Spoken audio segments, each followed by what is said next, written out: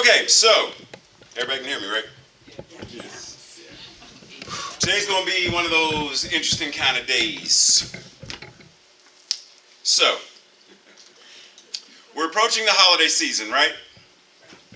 And one of the things that I said last week at Laurel, which, FYI, for those who may not know, one of their longtime members made his transition, so let us hold their community and all of them in prayer as well, for those who may not know. But one of the things that I mentioned there was, this time of year, there are several things that we tend to say, starting with Happy Hanukkah, that then goes into Merry Christmas, Happy Kwanzaa, Happy New Year. And there's other things that, and there's something that all of them share in common, and that is happy. Even Mary. Mary is happy. Happy, happy, happy, happy. And one of the things that I asked them is, why then are so many people not?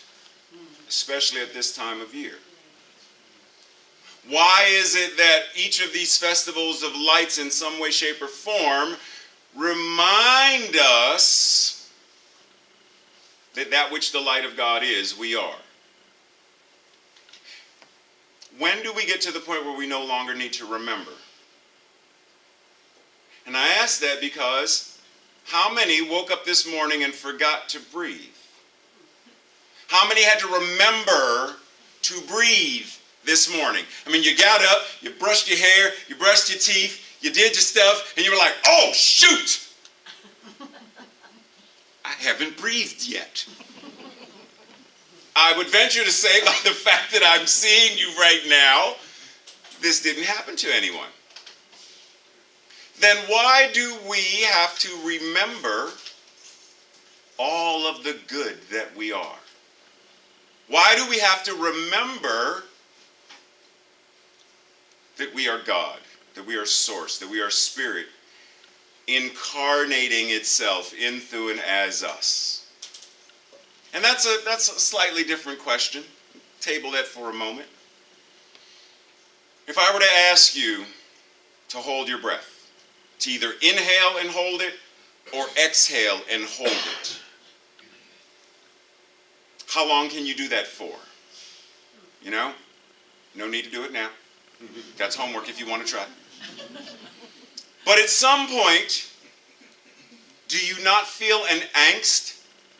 Because there's something that your body knowing says, but this isn't right. This is not in alignment with what I know life to be. And so at some point, your body kicks in and says, darn it, breathe. And yet, how many of us are tightly holding on to belief systems and paradigms of lack and limitation that are out of alignment with life, and we feel the angst like holding our breath. We feel the pain of it, and we're still, I refuse to breathe. Why? You know, at what point do we say, what do I have to do? I mean, for real, for real.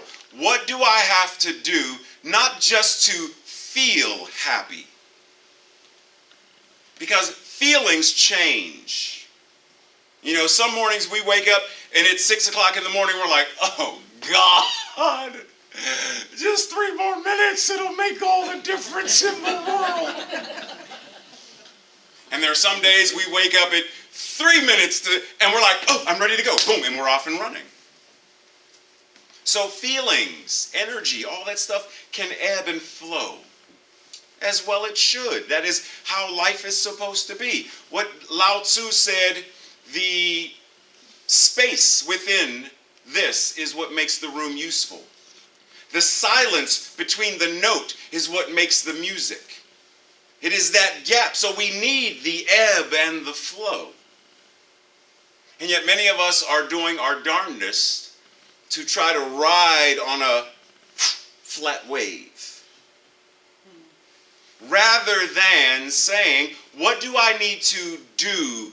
Who do I need to be in order to be happy? Because if what we're saying is, and see, this is part of the question. If we say we believe that God is all there is, and that's something each person has to figure out for themselves. But if we're saying that God is all there is, and it's incarnating itself in, through, and as us, and I've mentioned this before, as Ernest Holmes says in The Healing Anatomy of Prayer, God in me, as me, is me. God in me, as me, is me. There is nothing else. Then if God is happiness itself, God is not that anthropomorphic deity from the Judeo-Christian tradition that says, whom shall I strike down to? Sarah, boom, you're a salt. That is not what we believe in. It is not the one who says, so in order for Moses to set the people free, I have to harden Pharaoh's heart. I will make him stubborn so that Moses and I can wipe out the Egyptians. That is not what we practice. So there is no anthropomorphic deity that has mood swings. God is, period. God is love, God is light, God is joy. God is, and we say God is omnipotent, but God isn't omnipotent. God is omnipotence. It is a principle, a law, demonstrating as that which is omnipotent in expression. And if it is all there is, then it must be right here where we are.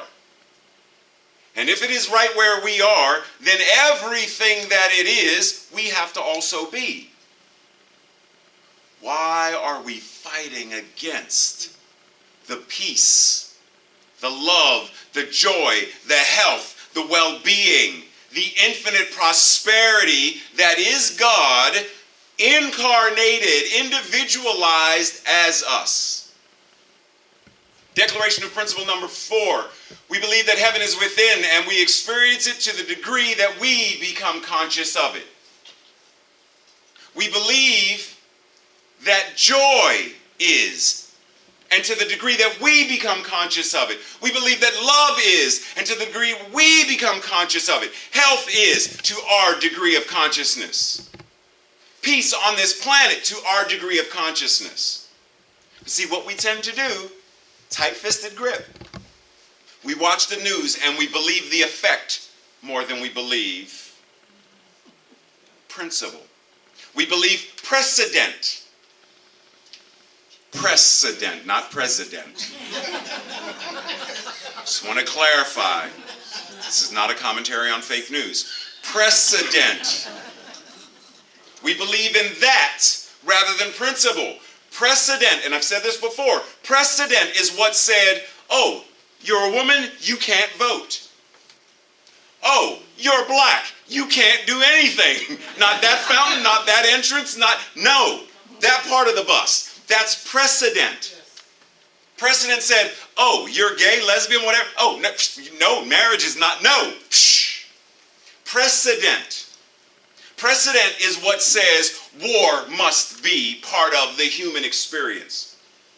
Because I've spoken to people in our teaching who said, and I've said, can you imagine a world where there is peace? And they tell me no.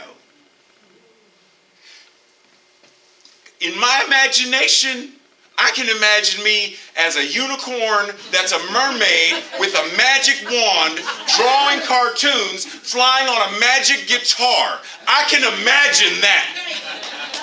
But you can't imagine everybody on the world getting along.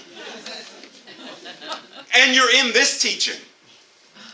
See, to me that says there's something missing in our teaching or how the teaching is being conveyed. That's one.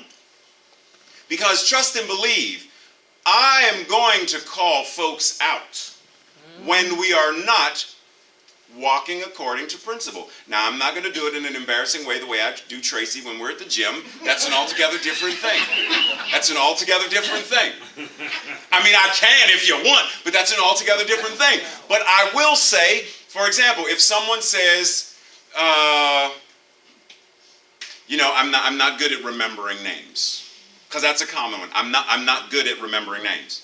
I understand that. But there is that part of you that not only remembers names, but knows the names of all things, because it is all things. So there is a part of you that not only knows, but knows that it knows.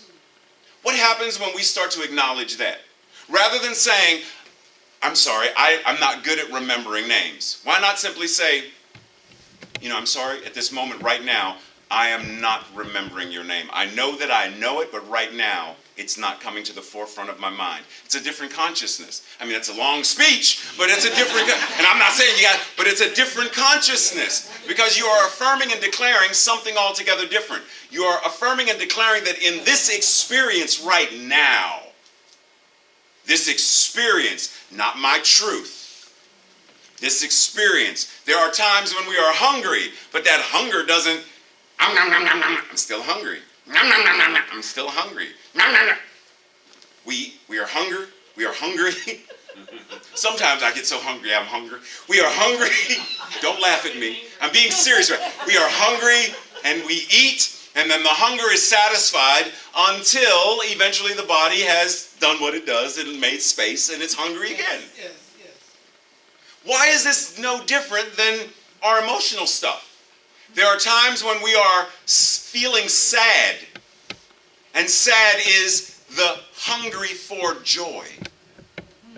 Or sad or grief is the hungry for remembering that life is.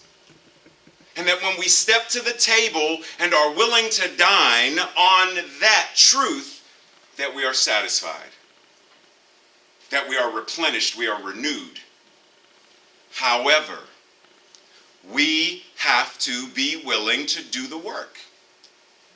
Now, I know that there are those of us, and I'm not talking about those in this room, because I know everybody in this room has done it.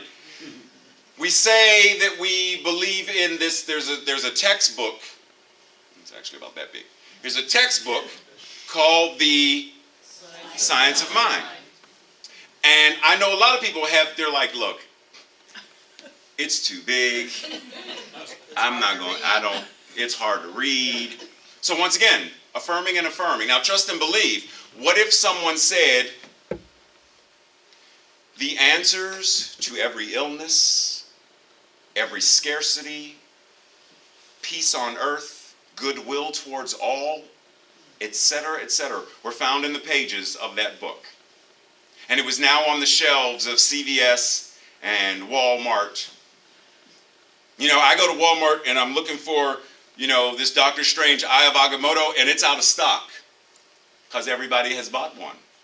So I can't buy one to give it as a gift because it's out of stock. But you go to Barnes & Noble and the Science of Mind it's on the shelf. Why? Now, it's great that it's on the shelf, but if we knew the power of, then Barnes & Noble would have such a difficult time stocking. It's like, boom, and it's gone. Boom, and it's gone. Because everybody knows, because we are walking such the talk, such alignment, that people want to know, Dawn, how in the heck are you so happy all the time, so joyful all the time, so illuminated all the time? Doug, how can you be so light and funny and all that? Like, how? How can you be so all the time, man? Because I know.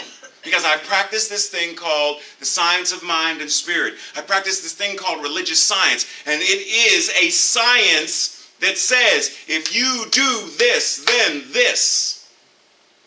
But we're walking around with an equation and unwilling to do the work to have the results. And each of us has to do whatever we need to do to figure out why. Because in truth, we say, the kingdom of heaven is within. Seek ye first the kingdom of heaven. Kingdom of heaven is within. Go within. In meditation, we go within. You know, we have the lingo and stuff. But if God is all there is, then that which is within is without. There is no within that is separate from the outside. And I understand why we say it, so that we're not conflicted with the understanding that there's the external experience and the internal experience. I understand that. For linguistic convenience, gotcha. But there has to come a point where we understand that everything that I am is God. Internally and externally.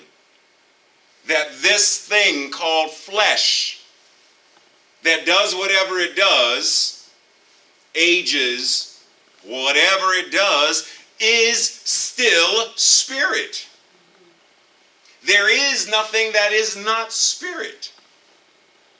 God being a circle whose circumference is nowhere and whose center is everywhere, then right now you are the center of, at the center of God. Everywhere you go, you are at the center of it. All that you are is at the center of it. Every experience is part of and in there. So why do we not practice this philosophy in such a way that we are demonstrating this in a more active, more conscious, more powerful way? Because see, I have not a doubt in my mind that if more of us were consciously aligned with, more often, and I'm saying if it's 10 seconds more each day, I'm not even talking about a 3-hour meditation. I'm saying 10 seconds more. Because you know, you wake up that morning and you hit the snooze bar because those extra seconds count. 10 seconds more of knowing there is peace on earth. 10 seconds more of knowing that I am whole, I am perfect, I am complete, and that which I am, all are. That every person that I see and everyone who sees me is seeing the face of God. 10 seconds. That everyone that I touch and everyone who touches me is touching the hand of God. 10 seconds. That everyone that I hear and everyone who hears me is hearing the divine vibration of love made manifest for 10 seconds more than we're doing it. Because I know. Is anybody in here who doesn't like to be happy? You don't like to feel joy? You don't like, you're like Scrooge, you don't like to laugh. You're like, I wish you would stop laughing. It's not funny. It's not funny. You know, we fight against it because we have to. But there's a part of us that knows it is the truth of what we are. And it wants to be expressed. So when we get into alignment with that, when we find the places in our consciousness that are tight-fisting, the places in our consciousness that are conflicted. Because see, one of the things we do, so let's talk about this confliction thing. One of the things we do is, we get up against a glass wall, and it befuddles us.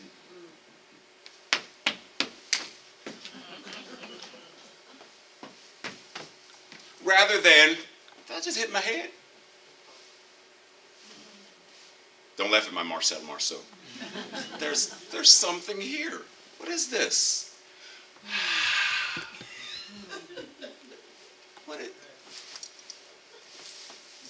Why do we not find these barriers and either get around them, under them, over them, or through them?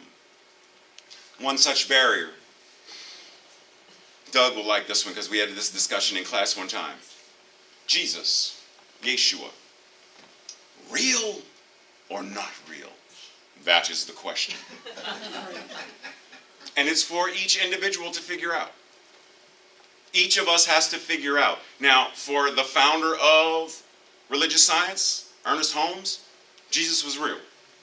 And the miracles were real. To such a degree that even Holmes said, for him, this movement is a Christian movement. He said, not Christian in the way that people think it, but it is a Christian movement, meaning we believe and we follow that which is the Christ and the lessons of Jesus. Now each individual has to figure out, how does that resonate with me? How does that land for me? Because once again, we are open at the top. So there is nothing that says, you have to believe in and practice it. There's nothing that says that. You get flexibility in there. There's a concept in Star Trek, in the Vulcan philosophy, IDIC, infinite diversity and infinite combinations. Beauty shows up in all things, in every way. Open at the top. So one way doesn't have to be the only way. But you have to figure out what that way is for you. What does it mean? Do we believe in miracles or do we not? Because there are those who say, well, miracles are simply the demonstration of Spirit doing what Spirit does. Why is that something I should expect to be outside of, like, I didn't expect that to happen. I didn't expect them to be healed, and they are. It's a miracle. Is it really, or is it simply law demonstrating? Right? So it's for us to figure out, what does this mean to us? How do I get into alignment with what I say that I believe, so that I am walking the walk? So that I am demonstrating that this philosophy shows up as a being who is whole, perfect, and complete. Even when there are things that happen in our lives that may seem to be other, I know that this is so. In the same way that we hear the story of Michelangelo and David, and it's, I see David in the stone long before I start to set him free. It's already there. And in the same way that our breath is already here, we don't have to search. Josie, you seen my breath? I haven't found it since Monday, and I need it. We don't search for it. It's there. Then why are we searching for the answers? We are searching for peace. We are searching for love. We are searching for understanding. We are searching for joy. We are searching for. But if God is all there is, and it's right here, then there is no need to search for it. Simply allow it. Get to the place of understanding that, in the same way, at what age did you learn that that's called breathing? Right? But at some point in school, we all learned that this thing called inhale, exhale was breathing. And that it had a more scientific name called respiration. And that the inhale and exhale does this to the body, and that there's oxygen and carbon dioxide, like that. We learned all of that. And yet we were already engaged in it long before we knew it had a name. This philosophy, this teaching, this truth is no different. Love is already present, even if we don't know the name. Joy is already present, even if we don't know the name. Law is already at work, even if we don't know the equation that makes it work. It's already happening. So our invitation is, if it's already happening, if I'm already breathing, then let me breathe consciously so that I am giving my body more oxygen to be nourished. So when I am angry and I notice that I'm huffing and puffing to blow something down, I can control this. I can bring my breath lower. I can bring it to my abdomen, and I can control not just my breathing, but I control my emotions by controlling how I breathe.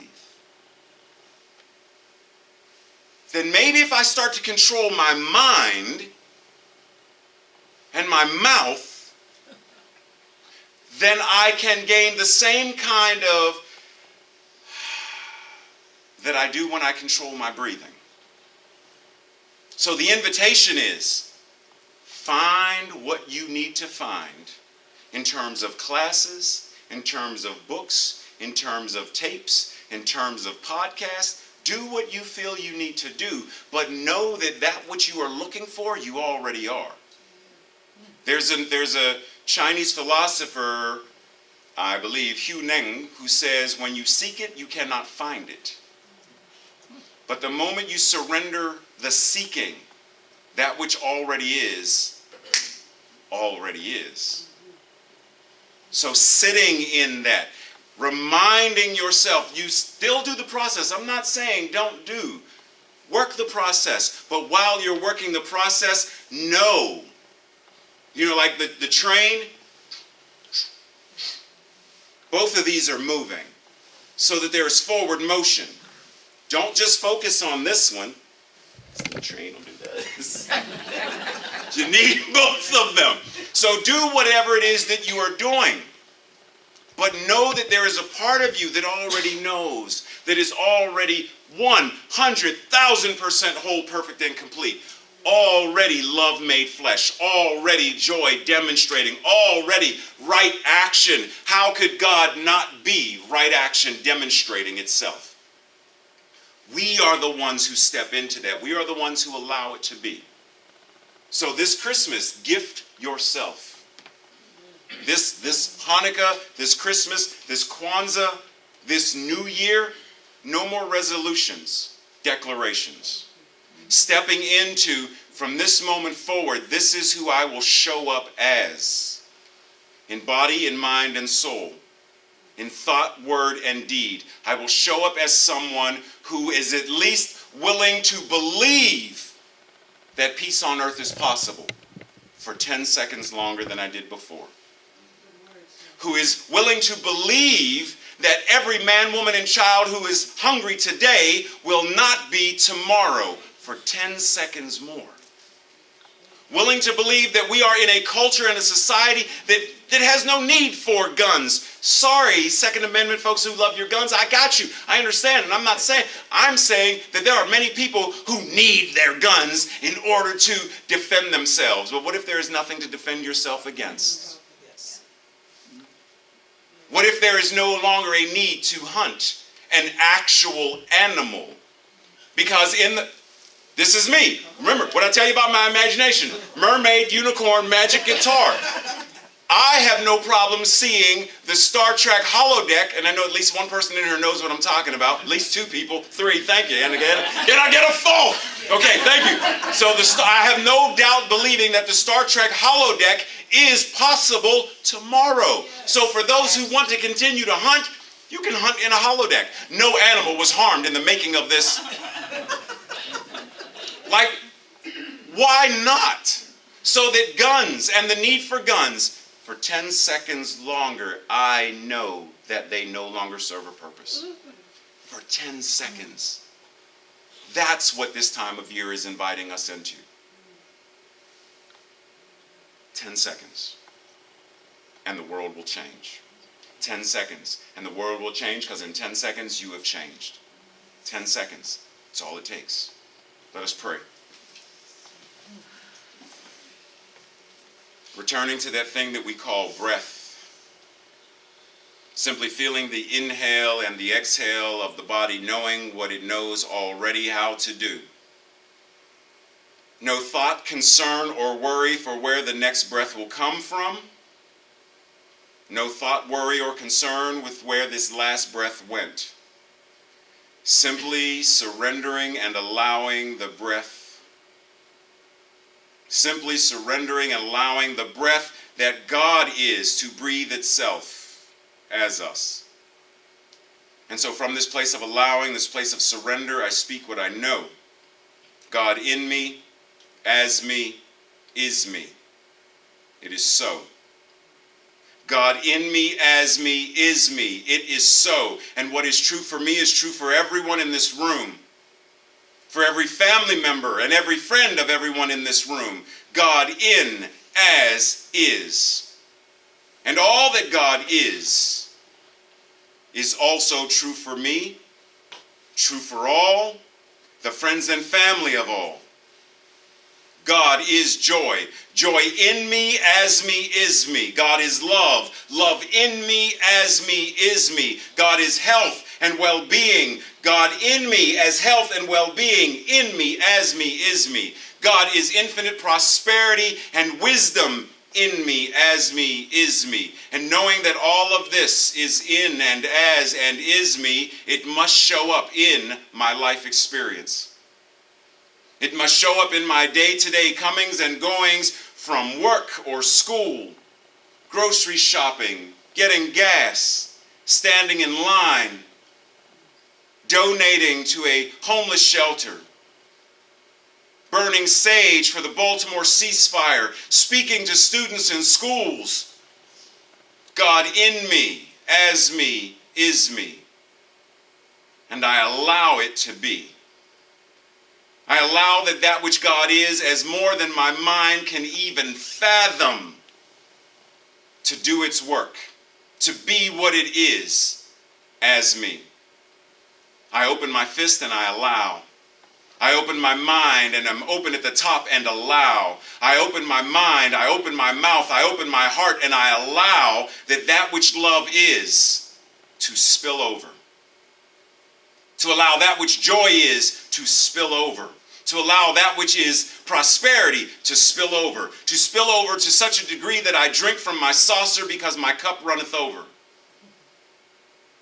That I have more and more and more and more to spare and to share, because that which God is can never run dry. That which God is can never be depleted. That there is no man, no woman, no circumstance, no government, no law that can deny, denounce, destroy, or separate what I know as the infinite I am showing up as me. And as I said, what is true for me is true for everyone. And so in gratitude, I place this word back into the law that said yes before service, has been saying yes during service, and will continue to say yes once we have left service. The law that says yes, because it is God saying yes to itself. And so I surrender it. I allow the law to do its work. I allow love to do its work. And I simply declare it and simply amaze at the magnificence that God is. And knowing that it is, together we say, and so it is. Amen.